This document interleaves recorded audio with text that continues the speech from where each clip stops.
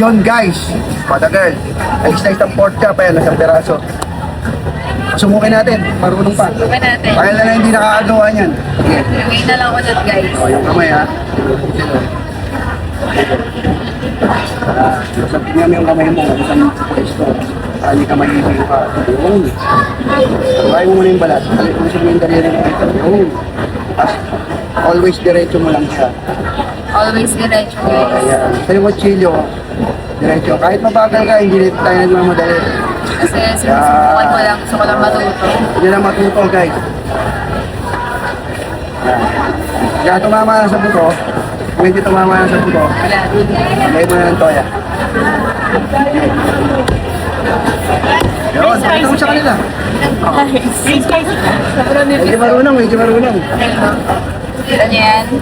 Isa pa. Isa pa. Yan na, step muna natin. Para hindi kami hirapan. Okay, sige. Anat. Sa mga gustong matuto kagaya ko, Okay, sige. kaya niyo yan. Itong kamay. Lagi dito yung daliri mo. Yan, o. Yan, ang ganda, o. Diretso lang. Diretso mo yun.